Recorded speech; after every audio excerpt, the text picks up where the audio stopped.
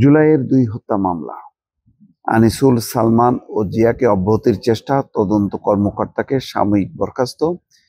ইতিমধ্যে স্বরাষ্ট্র উপদেষ্টা বলেছেন যে সেই কর্মকর্তার বিরুদ্ধে কঠিন শাস্তিমূলক ব্যবস্থা নেয়ার প্রক্রিয়া চলমান। তদন্ত কর্মকর্তা ওই গুরুত্বপূর্ণ দুইজনকে অব্যাহতি দেওয়ার চেষ্টা করেছেন। তিনি নিজের ডিবি পরিচয় লুকিয়ে নিউ মার্কেট শাখার পরিদর্শক বলে উল্লেখ করেন। কর্তৃপক্ষের জিজ্ঞাসাবাদে তদন্ত কর্মকর্তা দাবি করেছেন তিনি একজন এডিসির নির্দেশে কাজটি করেছেন। কি ঘটনা হচ্ছে এই যে জুলাই আগস্টের ছাত্র জনতার অভ্যুত্থানে হত্যার দুটি মামলায় সাবেক আইনমন্ত্রী আনিসুল হক, ক্ষমতাচ্যুত প্রধানমন্ত্রী শেখ হাসিনা শিল্প বিষয়ক উপদেষ্টা সালমান এফ রহমানকে অব্যাহতি দিয়ে চূড়ান্ত প্রতিবেদন তৈরি করেছিলেন পুলিশের একজন তদন্ত কর্মকর্তা। অব্যাহতি দেওয়ার চেষ্টা হয়েছিল ন্যাশনাল টেলিকমিউনিকেশন মনিটরিং সেন্টারের সাবেক মহাপরিচালক মেজর জেনারেল জিয়াউল আহসানকে। তবে আদালতে ওঠার আগেই বিষয়টি ধরা পড়ে যায়, আবার তদন্ত করা হচ্ছে। নথিপত্র ও পুলিশ সূত্র বলছে, তদন্ত কর্মকর্তা তার ডিবি পরিচয় গোপন করে থানা পুলিশের কর্মকর্তা পরিচয় দিয়ে চূড়ান্ত প্রতিবেদনটি আদালতে জমা দেওয়ার চেষ্টা করেছিলেন। তিনি এক্ষেত্রে নিয়ম অনুযায়ী ঊর্ধ্বতন কর্মকর্তার অনুমতি নেননি।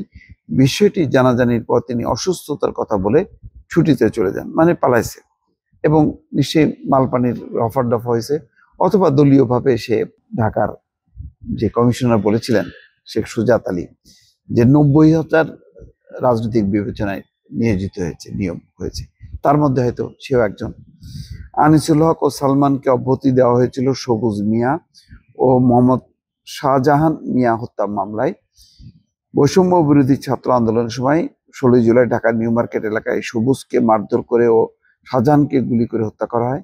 ঘটনার পরের দিন নিউ মার্কেট থানায় মামলা হয়।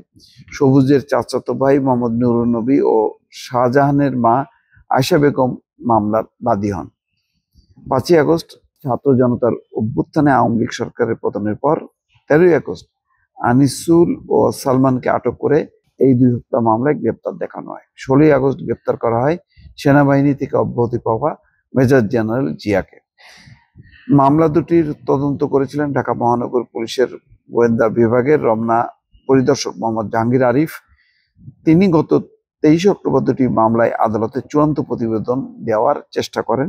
নথিতে দেখা যায় যে চূড়ান্ত প্রতিবেদনে নিজেকে তিনি নিউ মার্কেট থানার পরিদর্শক পরিচয় দিয়েছেন, যদিও তিনি কর্মরত আছেন ডিবিতে। প্রথম আলোর অনুসন্ধানে পাওয়া তথ্য অনুযায়ী মামলা দুটি চূড়ান্ত প্রতিবেদন আদালতে জমা দেওয়ার চেষ্টার আগে তদন্ত কর্মকর্তা জাহাঙ্গীর আরিফ সাক্ষ্য স্মারক লিপিতে অর্থাৎ মেমো অব এভিডেন্স বা এমিতে ডিবির ঊর্ধ্বতন কর্মকর্তাদের সই নেননি। তদন্ত সংশ্লিষ্ট কর্মকর্তারা প্রথম আলোকে বলছেন, ডিবি থেকে কোনো মামলায় অভিযোগপত্র বা চূড়ান্ত প্রতিবেদন আদালতে জমা দেওয়ার ক্ষেত্রে সাক্ষ্যলিপিতে তদারক কর্মকর্তা, সহকারী কমিশনার, অতিরিক্ত উপকমিশনার ও গুরুত্বপূর্ণ মামলার ক্ষেত্রে অতিরিক্ত কমিশনার ও ক্ষেত্র বিশেষে কমিশনারের সই লাগে।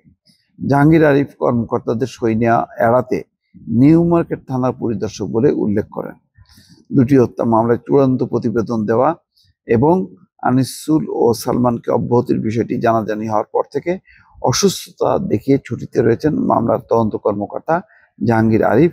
বিষয়টি নিয়ে বক্তব্য জানতে তাকে একাধিকবার ফোন করা হয়েছিল, তবে সাড়া পাওয়া যায়নি। ডিবির সূত্র বলছেন, ঊর্ধ্বতন কর্মকর্তাদের জিজ্ঞাসাবাদে জাহাঙ্গীর আরিফ দাবি করেছেন তিনি অতিরিক্ত উপকমিশনার সানজিদা আফরিনের নির্দেশে এই কাজটি করেছেন।